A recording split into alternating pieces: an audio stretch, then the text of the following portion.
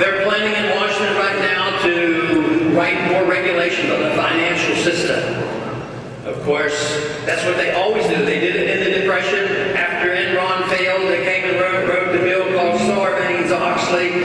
And now, because of the financial crisis and all the mistakes that they've made in the system of the spending and the borrowing and the inflating, they believe that it's all been caused because the government hasn't regulated your economic activities enough, and that is what they're planning. It won't work. It won't work. It will cause more taxes, more spending, more bureaucracy, more debt. So we can expect that this problem and the economic situation isn't going to go away. It's going to get a lot worse.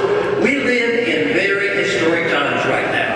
Historic times because I am personally convinced that the financial crisis that we're in the midst of and that presented itself here just a couple of years ago is the biggest financial crisis in the history of mankind. That the bubble was bigger than ever. It was based on the dollar standard, and we're in the midst of it, but we're not even nearly halfway through this. It's going to get a lot worse because they haven't changed one thing. They haven't decided that we need less government.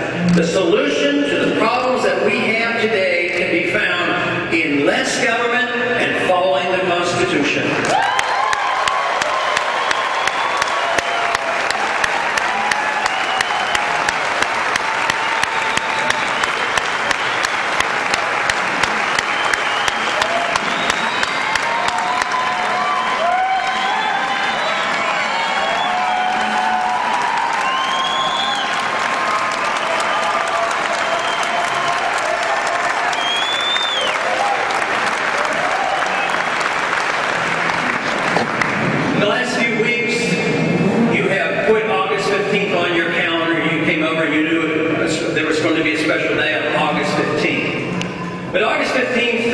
Means a little bit more to me in a personal way because I remember a speech given on August 15th, 1971 by Richard Nixon.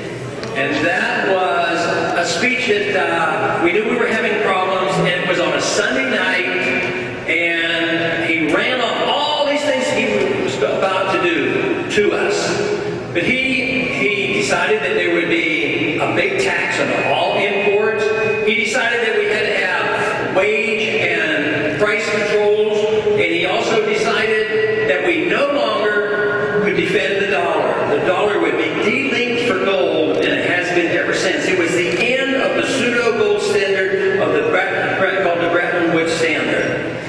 Now that made an impression on me. It had been during the 1960s and late 70s. I had come across Austrian economics and studied the business cycle from that perspective. And the end of Bretton Woods was predicted all along. When that happened, I just knew at that time that the economists who taught Austrian economics were correct. And that is when I decided that I would enter politics for the sole purpose not of running with the idea that I could ever win an office, because that was the furthest from my imagination. I thought if I could run for Congress, I would at least have a little bit of an opportunity to talk about the insanities of what we were doing in Washington.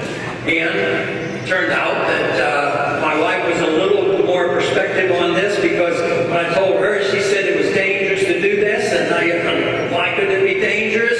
And she said, well, you could end up getting elected. But I assured her that would be an impossibility, because I wasn't going to be running as Santa Claus. But her answer was that, well, you'll be telling the truth, and maybe they're ready to hear the truth.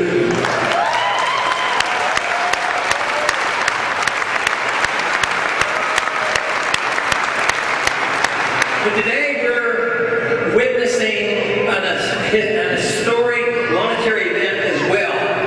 It's not as precise as August 15, 1971, but I would say for the last 12 to 15 months, what the world has come to realize, and that is those on our side and those who are on the opposite side, have come to recognize that the dollar reserve standard that replaced the Bretton Woods Agreement has now ended. And that is why the House of Cards has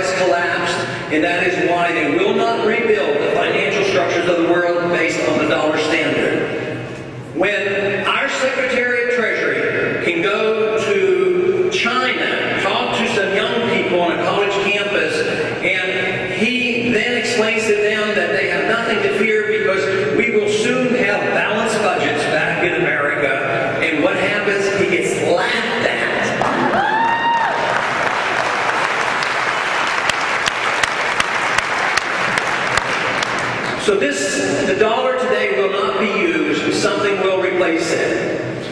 In a group like this, I think we know what we have to do and what we have to replace it with. But the opposition also know what we know, and that is they're working feverishly to replace it as well with something different. What they're working on now, behind the scenes, is to have an international paper standard run by the IMF and the United Nations. The answer to this is, how about legalizing the Constitution? Legalize once again the obligation to use only gold and silver as legal tender.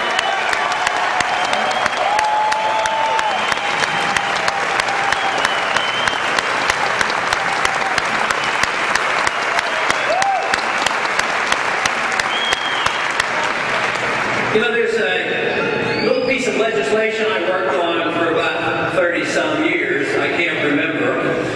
And I reintroduced it this year with expectation that it would do better, but I had no idea how much better. But lo and behold, this bill that I introduced, it has something to do with auditing in Fed 1207.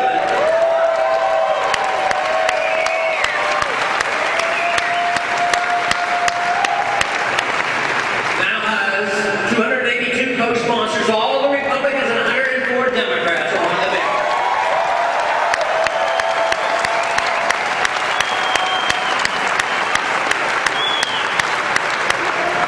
The most we ever had before was 18. So there is something going on in this country, and it's not all bad.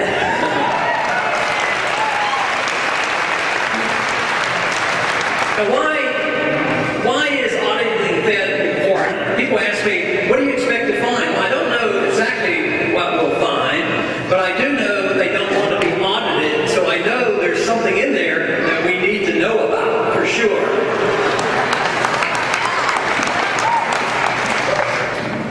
The Federal Reserve now is operated in secrecy. It's gotten away with it for years because we were on the upswing of a financial bubble, and in general, people were benefiting by the counterfeiting of money.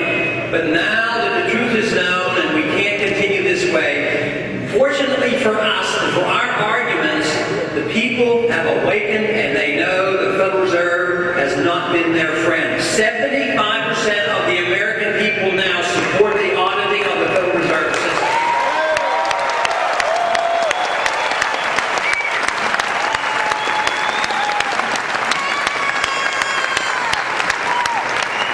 This came about because of the TARP funds. The TARP funds, I think, was around $800 billion passed in the spring of 08. And Obama, you remember, was not president in 08, and it was the Republican Party that pushed that. And the bill went through, the money went out the door, and the people said, where did it go? And the congressman said, we don't know. We'll go check and find out what's happened. But lo and behold, it ended up in Swiss bank accounts. It ended up in the pockets of the people who got gigantic bonuses, and the Federal Reserve was very much involved, and they started having oversight hearings. You know when the oversight hearing should start?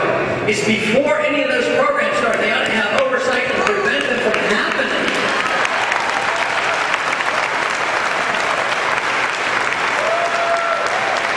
The Federal Reserve does deal with a lot of companies directly. They could, under today's laws, send billions and billions of dollars to companies like Goldman Sachs, and without